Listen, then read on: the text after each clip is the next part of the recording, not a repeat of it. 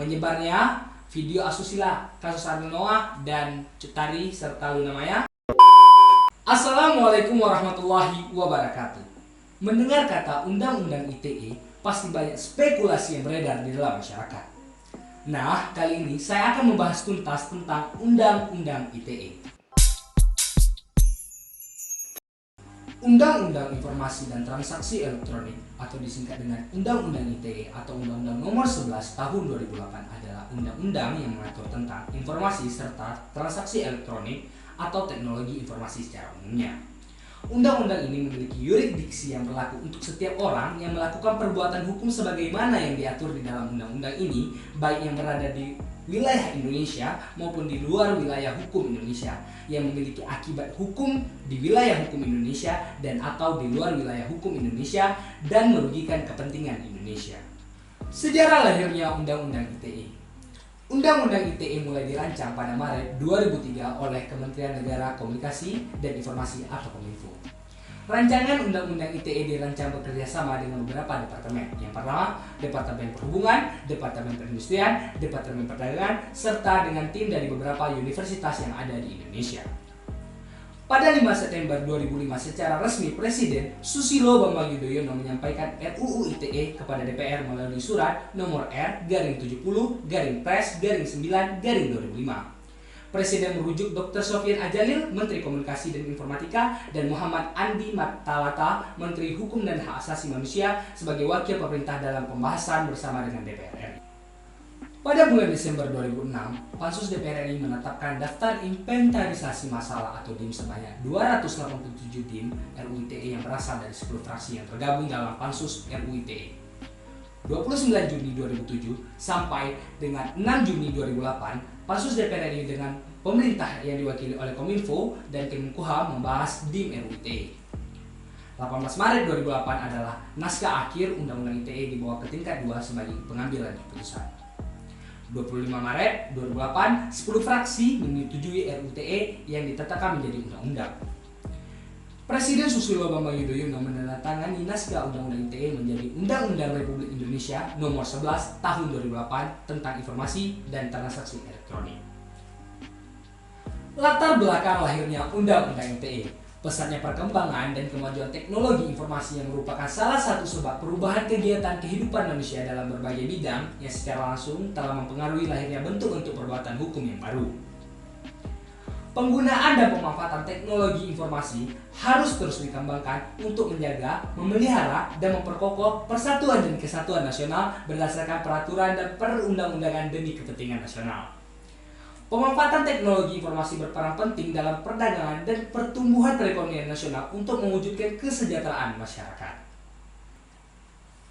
Asas dan tujuan Undang-Undang ITE. Nah, pertama kita bahas dulu masalah asasnya.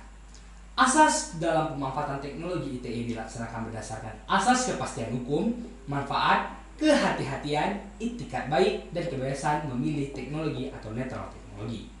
Adapun tujuannya, yang pertama, mencerdaskan kehidupan bangsa sebagai bagian dari masyarakat informasi dunia. Yang kedua, mengembangkan perdagangan dan perekonomian nasional dalam rangka meningkatkan kesejahteraan masyarakat. Yang ketiga, meningkatkan efektivitas dan efisiensi pelayanan publik. Yang keempat, membuka kesempatan seluas-luasnya kepada setiap orang untuk memajukan pemikiran dan kemampuan di bidang penggunaan dan pemanfaatan teknologi informasi secara optimal dan bertanggung jawab. Yang kelima, memberikan rasa aman, keadilan, dan kepastian hukum bagi pengguna dan penyelenggara teknologi informasi. Materi muatan Undang-Undang ITE. Adapun materi muatannya sebagai berikut. Yang pertama, ada ketentuan umum. Bab kedua, ada asas dan tujuan. Bab ketiga, informasi, dokumentasi, dan tantangan elektronik. Yang keempat, penyelenggaraan sertifikat elektronik dan sistem elektronik. Yang kelima, transaksi elektronik. Yang keenam, nama domain, haki dan perlindungan hak pribadi. Yang ketujuh, perbuatan yang dilarang. Bab ke-8, penyelesaian sengketa. Bab 9 adalah peran pemerintah dan peran masyarakat. Bab 10, penyidikan. Bab 11, ketentuan pidana. Bab 12, ketentuan peralihan. Dan yang bab terakhir adalah ketentuan penutup. Revisi Undang-Undang ITE.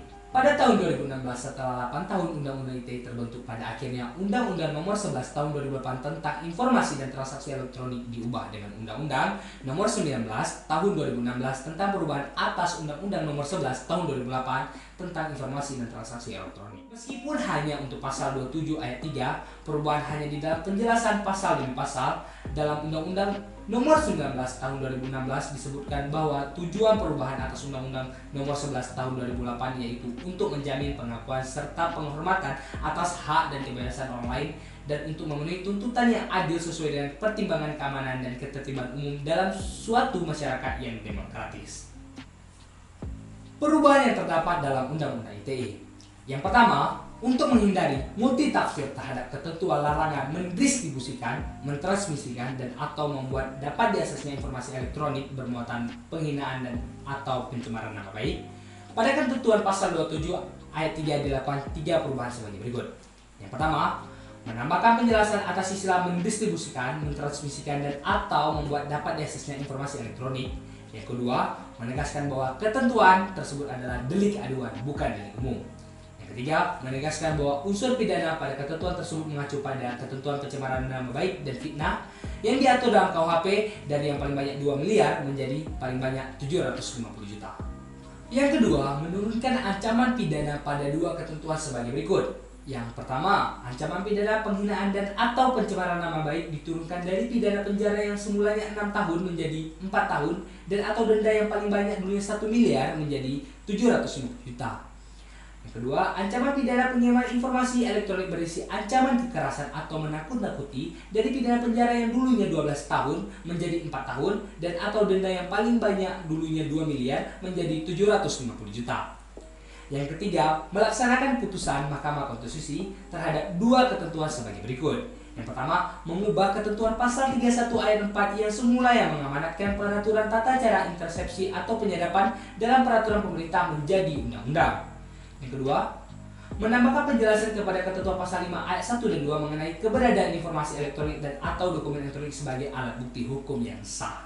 Yang keempat, melakukan sinkronisasi ketentuan hukum acara pada pasal 43 ayat 5 dan 6 dengan ketentuan hukum acara pada KUHP. Yang kelima, memperkuat peran penyidik pegawai negeri sipil atau PPNS dalam Undang-Undang ITE pada ketentuan pasal 43 ayat 5. Yang keenam, menambahkan ketentuan mengenai right to be forgotten atau hak untuk dilupakan pada ketentuan pasal 26. Yang ketujuh, memperkuat peran pemerintah dalam memberikan perlindungan dari segala jenis gangguan akibat penyalahgunaan informasi dan transaksi elektronik dengan menyisipkan kewenangan tambahan pada ketentuan pasal 40. Perbuatan yang dapat dipidana dalam Undang-Undang ITE. Yang pertama, pemerasan dan pengancaman di media sosial. Yang kedua, membajak akun media sosial orang lain. Yang ketiga, menyebarkan video asusila. Yang keempat, teror melalui chat. Yang kelima, judi online. Yang keenam, pencemaran nama baik di media sosial. Serta yang terakhir adalah menyebar ujaran kebencian atau sara. Nah, apa saja kasus-kasus pelanggaran Undang-Undang ITE yang pernah terjadi di Indonesia?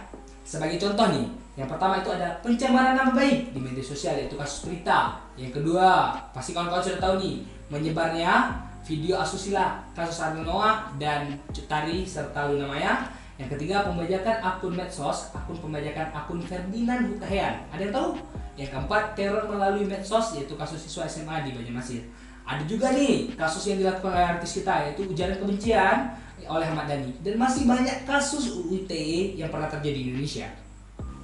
Pengklasifikasian pasal dalam Undang-Undang ITE ke dalam delik aduan atau laporan. Delik aduan merupakan tindak pidana yang hanya dapat dituntut apabila ada pengaduan dari orang yang dirugikan. Sedangkan delik laporan atau delik biasa adalah tindak pidana yang dapat dilaporkan atau dituntut tanpa perlunya suatu pengaduan dan dapat diproses tanpa adanya persetujuan dari pihak yang merasa dirugikan. Delik aduan dalam Undang-Undang ITE, yaitu pertama ada di pasal 27 ayat 3 Undang-Undang ITE.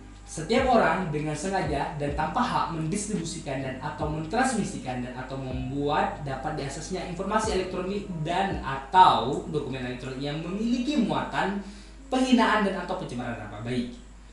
Yang kedua itu pasal 29 Undang-Undang ITE. Setiap orang dengan sengaja dan tanpa hak mengirimkan informasi elektronik dan atau dokumen elektronik yang berisi ancaman kekerasan atau menakut-nakuti yang ditujukan secara pribadi. Berikutnya ada delik biasa dalam Undang-Undang ITE. Yaitu pertama ada pasal 45 ayat 1 Undang-Undang 19 tahun 2016 yang bunyinya setiap orang yang dengan sengaja dan tanpa hak mendistribusikan dan atau mentransmisikan atau membuat dapat diaksesnya informasi elektronik dan atau dokumen elektronik yang memiliki muatan yang melanggar kesusilaan sebagaimana yang masuk dalam pasal 27 ayat 1 dipidana dengan pidana penjara paling lama 6 tahun dan atau denda paling banyak 1 miliar rupiah. Nah, berikutnya itu ada pasal 27 ayat 1 Undang-Undang ITE. Setiap orang dengan sengaja dan tanpa hak mendistribusikan dan atau mentransmisikan dan atau membuat dapat diaksesnya informasi elektronik dan atau dokumen elektronik yang memiliki muatan yang melanggar kesusilaan. Permasalahan kontemporer terkait Undang-Undang ITE. Persinggungan antara kebebasan berpendapat dengan keberadaan pasal 27 ayat 3 Undang-Undang ITE. Seseorang yang melakukan komentar di media sosial atau media elektronik dalam hal ini harus berhati-hati dan melihat ketentuan yang dilarang dan dibatasi oleh Undang-Undang ITE dan perubahannya, seperti yang disebutkan dalam pasal 27 ayat 3 Undang-Undang ITE. Perlu dipahami bahwa yang mendasari seseorang kehilangan kebebasan berpendapat ialah karena aturan yang membatasi hal tersebut. Seseorang tidak dilarang untuk melakukan komentar, hanya saja harus dilakukan dengan cara yang baik dan tidak melanggar hukum. Sanksi pidana hanyalah untuk mencegah penyalahgunaan dalam pemanfaatan teknologi informasi. Undang-Undang ITE lebih ditujukan untuk melindungi masyarakat dalam memanfaatkan teknologi informasi dalam berbagai bidang kehidupan, terutama bidang usaha. Bahwa seharusnya penegakan hukum lebih selektif untuk menerapkan pasal-pasal dalam Undang-Undang ITE jika mengenai cybercrime. Bila terkait dengan delik pencemaran nama baik, sebaiknya penegakan hukum mengedepankan pasal-pasal dalam KUHP agar penegakan hukum terhadap tindak pidana ini lebih manusiawi. Pemerintah juga harus mengembalikan maksud dan tujuan pengaturan Undang-Undang ITE, yaitu untuk melindungi masyarakat dari penyalahgunaan teknologi ITE, bukan membatasi masyarakat dalam memanfaatkan teknologi. Penolakan Kominfo terhadap penghapusan pasal 27 ayat 3 Undang-Undang ITE. Banyak kalangan yang menginginkan pasal 27 ayat 3 di Undang-Undang Nomor 11 Tahun 2008 tentang informasi dan transaksi elektronik untuk dihapuskan. Pasal 27 ayat 3 UU ITE menyebutkan melanggar setiap orang dengan sengaja dan tanpa hak mendistribusikan dan atau mentransmisikan dan atau membuat dapat diaksesnya informasi elektronik dan atau dokumen elektronik yang memiliki muatan penghinaan atau pencemaran nama baik. Alasannya karena pasal 27 ayat 3 UU ITE yang biasa disebut dengan pasal karet sebagai undang-undang yang lebih bahaya, terlebih lagi jika diterapkan oleh pihak-pihak yang tak paham soal dunia maya. Selain itu, pasal tersebut juga bisa digunakan dengan mudah untuk menjerat orang-orang demi membungkam kritik. Menanggapi keinginan tersebut, Kementerian Komunikasi dan Informatika atau Menkominfo secara tegas mengatakan pasal 27 ayat 3 UU ITE disebut tidak mungkin dihapuskan. Jika pasal tersebut dihilangkan, efek jerat terhadap para pelanggar hukum akan hilang. Pasal tersebut sebenarnya memiliki peran besar dalam melindungi transaksi elektronik khususnya di dunia maya. Namun, hanya saja dalam penerapannya sering terjadi kesalahan. Maka dari itu, bijaklah dalam menggunakan teknologi informasi. Gunakanlah segala sesuatu itu dengan baik dan benar, bermanfaat serta membuat kita lebih berkembang. Sebaliknya, perilaku negatif dalam menggunakan teknologi informasi harus segera ditinggalkan. Tidak hanya merusak diri sendiri, namun perilaku negatif ini akan berpengaruh besar terhadap kehidupan berbangsa dan negara. Sekian dari saya, semoga ilmu ini bermanfaat bagi saya dan bagi kita semua. Dan juga apabila ada kesalahan saya mohon maaf. Dan apabila ada yang ingin didiskusikan, mari berdiskusi di kolom komentar. Sekian, terima kasih. Assalamualaikum warahmatullahi wabarakatuh.